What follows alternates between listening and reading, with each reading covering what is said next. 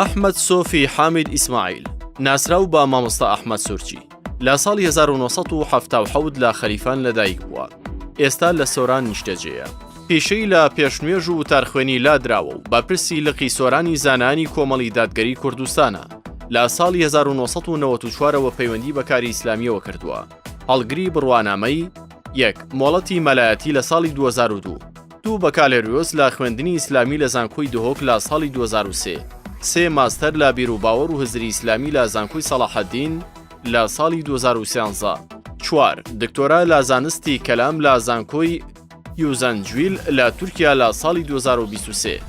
ئەو پۆست و بەرپرسیارەتیە حەزبیانەی پێشتر هەیبوون. 1 بەرپرسی شانە لە ساڵی 1995 2 ئەندامی ناوەندی دهۆکی کۆمەڵی قوتابیانی ئیسلامی کوردستان لە ساڵی 2003 3 نوێنەری سکرتارەتی ڕێکخراوی قوتابیانی کوردستان بۆ هەڵبژاردننی قوتابیان لە ساڵی 2004 4 بەرپرسی لقی سۆرانی زانانی کۆمەڵی دادگەری لە ساڵی 2020ەوە تا ئێستاش بەردەوامە. ئەو خول و ڕاهێنانانەی کە بەشداری تیاندا کردووە. 1 بەشداری کردووە لە خولی سنتەری کڵات بۆ فێربوونی زمانی ئینگلیزی لە ساڵی 2014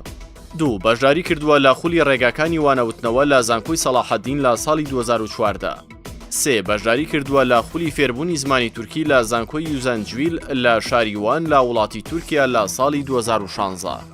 4 بەشداری کردووە لە خولی فێربوونی زمانی تورکی لە ڕێکخراوی EHH لە شاریوان لە وڵاتی تورکیا لە ساڵی 2016 5 بەشداری کردووە لە خولی ڕێکخراوی پێشنوێژان و بانخوازانی عێراقی لە شاری ئەستەمبۆڵ لە وڵاتی تورکیا لە ساڵی 2018 6 بەشداری کردووە لە خولی گەشەپێدانی مرۆیی ڕێکخراوی حوجرە لە ساڵی 2019 7 بەشداری کردووە لە دەیان خولی ڕۆشنبیری و بەهێزکردنی زانستی و کەسایەتی لە وەزارەتی ئەوقاف و کاروباری ئاینی لە ساڵی 1996 بۆ 2020 شارەزایی و لێهاتووی هەیە لە 1 زمانی عەرەبی 2 زمانی ئینگلیزی 3 زمانی تورکی چالاکی ڕۆشنبیری و کەلتوری نووسین و بەشداری کۆنگرە و کۆنفرانسی زانستی کۆر و وانەوتنەوە 1 بەشداری کردووە لە دەیان کۆنفرانس و سیمینار و سیمپیۆزم لە دەرەوە و ناوەوەی وڵات 2 وتنەوەی وانەی کتێبەکانی زانستی مەلایەتی 3 خاوەنی کتێبی چاپکرا و ماستەرنامە بە ناوی حەقیقەتی یەئجوج و مەئجوج 4 خاوەنی کتێبی چاپکرا و تەفسیری سوورەتی ئەلفاتیحە 5 بڵاوکردنەوەی چەندەها بابەت لە جۆرناڵی نێودەوڵەتی و ناوخۆیی 6 ماوەی 16 ساڵ وتاری هەینی لە سۆران و دەوروبەری پێشکەش کردووە.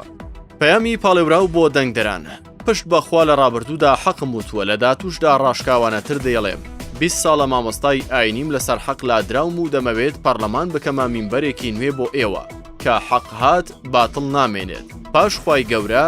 میلەت بڕیاردەرە بۆ ژیانێکی باشتر. هەر زانیارێکی تری پێویست. بەهۆی وتنی حەق لەسەر مینبەر لە مزگەوتی سعید نورسی لە ئیدارەی سۆران لە ساڵی 2019 لەلایەن وەزارەتی ئەوقافەوە لە وتاردان قەدەغە کراوە و تا ئێستاش تەنانەت ڕێگەی پێنادرێت پێشنوێژیش بۆ نوێژ خوێنان بکات.